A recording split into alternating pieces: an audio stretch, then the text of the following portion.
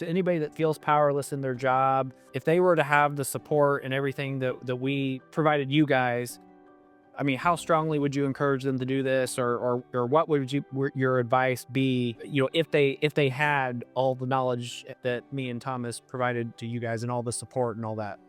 Yeah, so for anybody that maybe feeling powerless in their job or struggling with the direction of your employer, I would strongly encourage you to consider buying a business.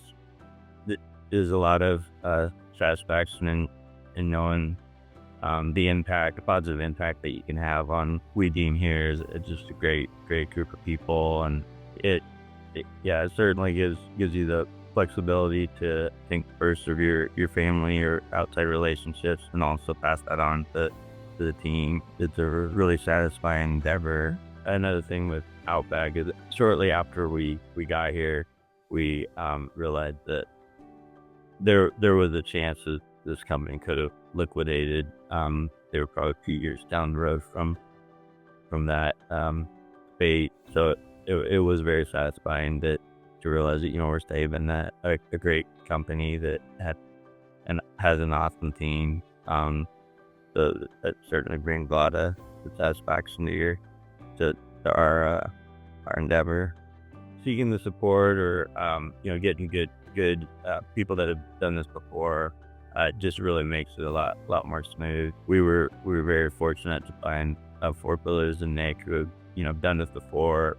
Just really streamlined the process, and there's a lot of things we didn't know going into it, but they did a great job of prepping us for, and I think that just really allowed us to hit the ground running. So yeah, I encourage you to find experienced veterans in this world and learn as much as you can from them, and definitely goes a long way to making it a smoother, successful process.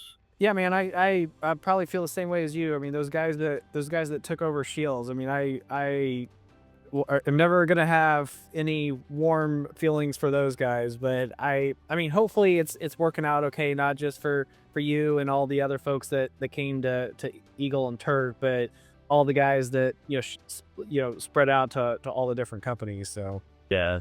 Yeah, it was actually the second time in my career it happened. I don't know if you're familiar with a company called Arm Prior, but they were Canada, and they bought another shop in Portland. All the employees become, numbers and assets and do their best to increase their margins by driving down labor. And we're big on providing flexibility and, encouraging, don't work, do your fingers to the bone, like come in, work hard, have fun, take care of your family. So, I hear what you're saying, that all they care about is profits, but it's like some messed up way to think about profits, because I mean they were driving customers away, they were driving employees away. Like you can't have more profits if you do all those things. yeah, and that's the aspect. I think somebody that doesn't come from manufacturing or machining in particular, they didn't understand how hard it is.